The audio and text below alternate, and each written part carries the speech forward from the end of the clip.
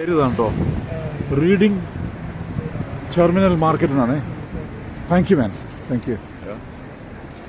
ഇവിടെ വേറെ ബോർഡും കൂടി ഉണ്ട്, ഓപ്പൺ ടു നൈറ്റ് ഡൈനർ എന്ന് കൂടി ഇരിക്കുന്നത്. യാ സി എന്താ റീഡിംഗ് ടെർമിനൽ മാർക്കറ്റ് ഇതിലാണ് നമ്മൾ കണ്ടത്. Please open open open open. Yeah thank you thank you thank you. എന്തോ ഇവിടെയാണ് നമ്മൾ കയറിയത്. സൂപ്പറല്ലേ? 4th സ്ട്രീറ്റ്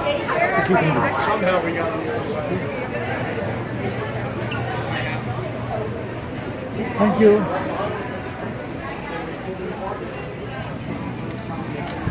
ഒന്നുകൂടെ കയറി മാത്രമേ ഉള്ളൂ. ഇതാണ് ഈ സംഭവം. ഇത് ഈ ഫുൾ ഈ ബിൽഡിംഗ് മുഴുവനും ഇതാണ് റീഡിംഗ് ടെർമിനൽ മാർക്കറ്റ് എന്നാണ് പറയുന്നത്. Reading terminal. Why this is called Reading Terminal Market? Why? I don't know. Oh, it's very old, eh? Yeah, it's 1893. 1890. Oh, 1893 തുടങ്ങിയല്ലോ റീഡിംഗ് ടെർമിനൽ മാർക്കറ്റ്. നമ്മുടെ ജെഫേഴ്സൻ്റെ ഒക്കെ കാലത്ത് റീഡിംഗ് ടെർമിനൽ മാർക്കറ്റ്.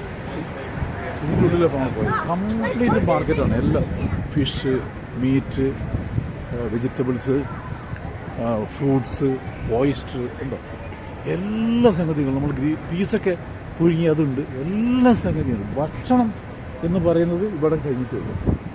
അതായത് എന്താണ് ഫിലാഡൽഫിയ എന്ന് അറിയണമെങ്കിൽ ഈ മാർക്കറ്റിൽ വരണം. അത്രമാത്രം വൈവിധ്യങ്ങളുള്ള മാർക്കറ്റാണ്. പക്ഷേ ഒരു ഇന്ത്യക്കാരന്, സ്പൈസി ഇന്ത്യക്കാരന് തീരെ പറ്റില്ല കേട്ടോ. അവിടെ വന്നാൽ ആ സ്മെല്ല് നമ്മൾ അങ്ങോട്ട് ആവാഹിക്കേണ്ടതില്ല. ഒരു സാധനം കഴിക്കാൻ തോന്നില്ല, ഒരു സാധനം except that cheese, sorry stick. അത് നല്ല മെച്ചുർ ചെയ്ത വുഡിൽ,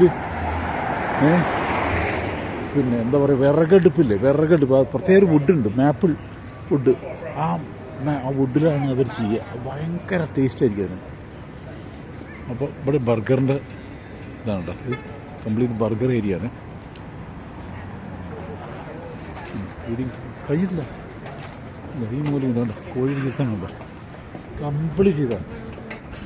ഈ ഒരു വലിയ കൂറ്റൻ നാട്ടൻ ബിൽഡിംഗ് എന്ന് പറയുന്നത് അത് മുഴുവനും ഒരു ഓപ്പൺ അല്ലാത്ത ഒരു ക്ലോസ്ഡ് മാർക്കറ്റാണ് ഇവിടെ. Reading terminal market. Poultry, bread, produce, dairy. Second market എന്ന് പറഞ്ഞാൽ ബസ് വരെ പോകുന്നുണ്ട്. ഇത് സെക്കൻഡ് മാർക്കറ്റ് ബസ് വന്നാലും ഇവിടെ കയറി കഴിച്ചിട്ടുണ്ട്. ഓക്കെ. Oh my God.